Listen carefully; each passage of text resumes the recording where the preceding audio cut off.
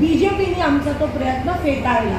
आज एवढे वर्ष सत्तेत आहे, पण ना सेंट्रल गव्हर्नमेंट ना स्टेट गव्हर्नमेंट कडून एकदा पण यंत्रमाग कामगार कल्याण मंडळाचा उल्लेख होत नाही. बीडी कामगार तर अस्तित्वातच नाहीये. एकदा पण पार्लमेंटमध्ये त्यांचा उल्लेख होताना मला दिसलं नाही किंवा विधिमंडळात होताना दिसलं नाही.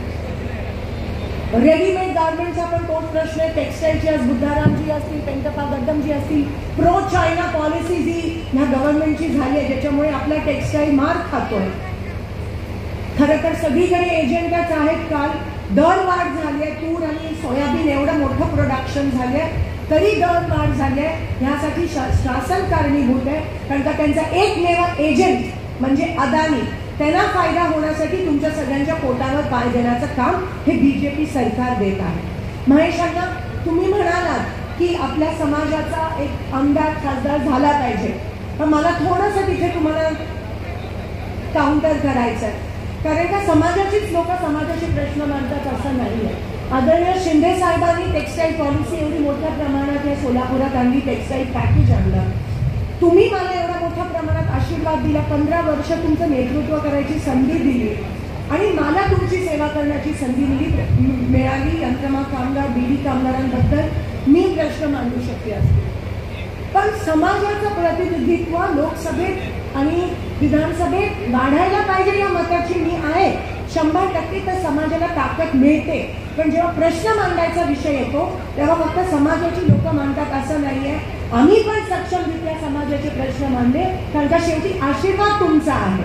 आणि कधीही काँग्रेसचं असं धोरण नाही आहे की चौकटी एक फक्त समाजापुरती ठराविकच काम करणं किंवा ह्या समाजाने मतं दिलेत म्हणून त्यांचेच प्रश्न मांडायचे, ह्यांनी नाही दिले म्हणून ह्यांचे नाही मांडायचे असं आमचं धोरण माझं तर नाही आहे. माझी संस्कृती तशी नाही आहे. माझ्या वडिलांनी मला ती शिकवण दिली नाही आहे. सगळ्यांचे प्रश्न मांडायला, जो वंचित आहे, जो कष्ट करणारा कामगार आहे, त्याचे प्रश्न पहिले मांडण्याची संस्कृती काँग्रेसची आहे, संस्कृती माझी आहे.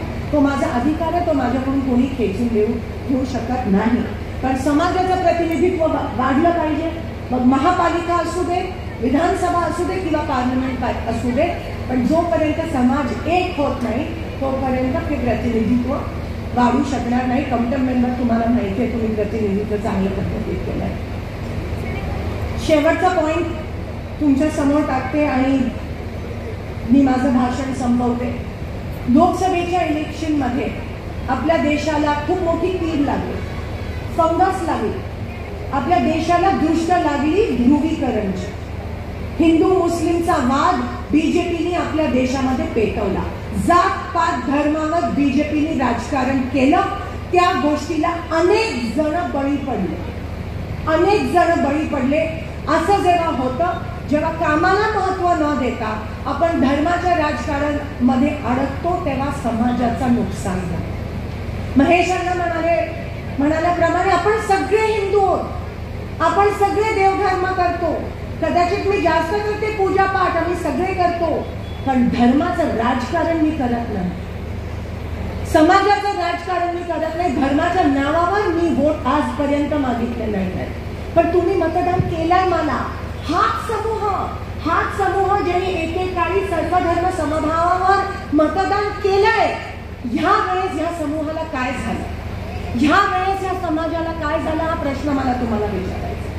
तुम्ही कामाला महत्व दिलंय, तुम्ही माणसाला महत्व दिलंय, तुम्ही कधी धर्म जातपात अडकला नाही. आज तुम्ही पुढे जायच्या ऐवजी मागे जाताय.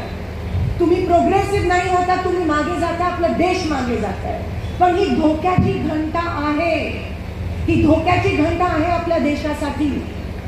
उद्या काम करणारी लोकच राहणार नाहीत, फक्त दंगल पेटवणारी, समाजामध्ये तेढ निर्माण करणारीच लोक राहतील या देशात. आणि मग आपण काय करणार, बसूया बोलणार.